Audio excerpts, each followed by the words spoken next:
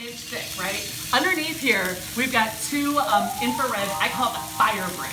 So it's a gas-fed brick, right? Turned up to 400. What that does for us is that it heats the entire griddle up to 400. So side to side, top to bottom, corner to corner, every single piece of fish is gonna turn out the same.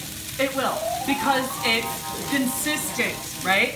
Now, to create that non-stick surface, what we've got here is 400 degrees. You saw me use this. Does anyone know what this is? Butter.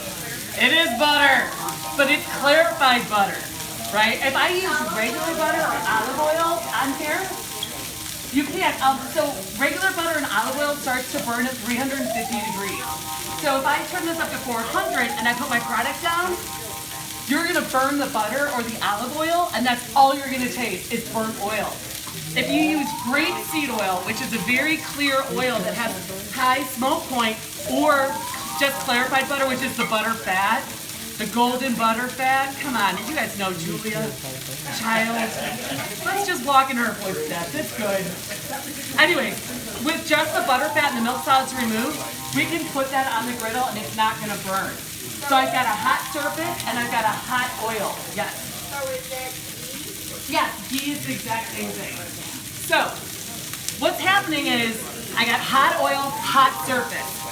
Fish goes down, it's sitting there, right? It's sitting on this. And all of a sudden, all that moisture that's in the fish, you guys can see this really well right here. Doesn't that look really like all the moisture is coming up? When that fish went down, it was matte. There was nothing. But now, that 400 degrees is pushing that moisture in the fish up to the top. Yep. And so you want to let it go at least 20 minutes, a half an hour, 45 minutes. The longer, the better. Oh, yeah, definitely.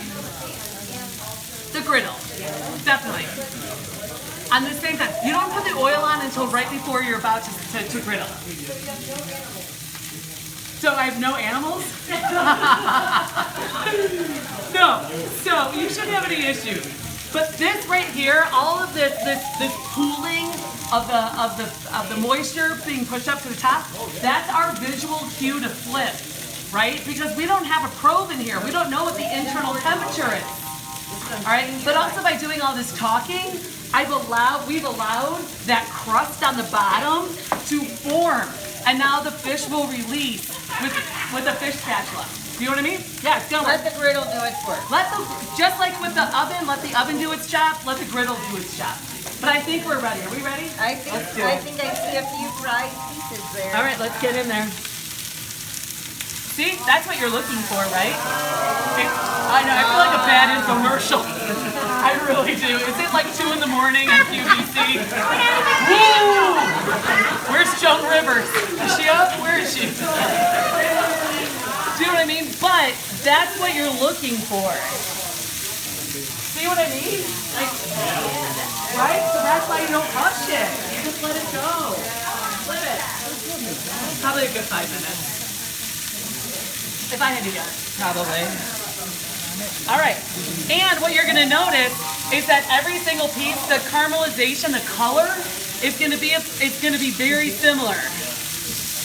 Do you see that, Thomas?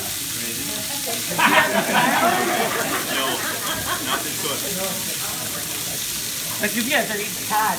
You're eating the fish and the chips. Yeah. Which is still tasty.